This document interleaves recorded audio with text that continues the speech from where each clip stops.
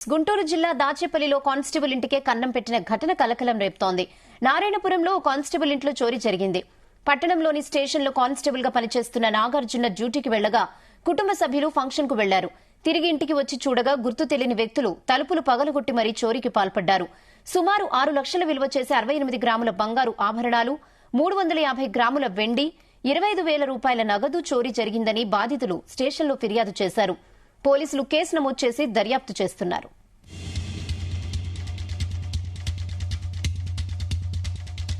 నిన్న మొక్కాయి గురువారం నైట్ డ్యూటీకి వెళ్ళారండి పోలీసు మొక్కాయికి.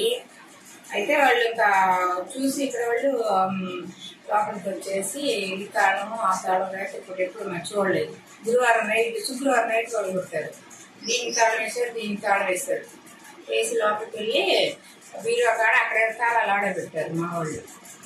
తాళం తీసేసుకుని తీసుకెళ్ళారు. 8 సెవరీలు బంగారం అండి, 30 తులాలు డబ్బులు, 30,000 డబ్బులు. నిన్న మొక్కాయి గురువారం నైట్ డ్యూటీకి వెళ్ళారు.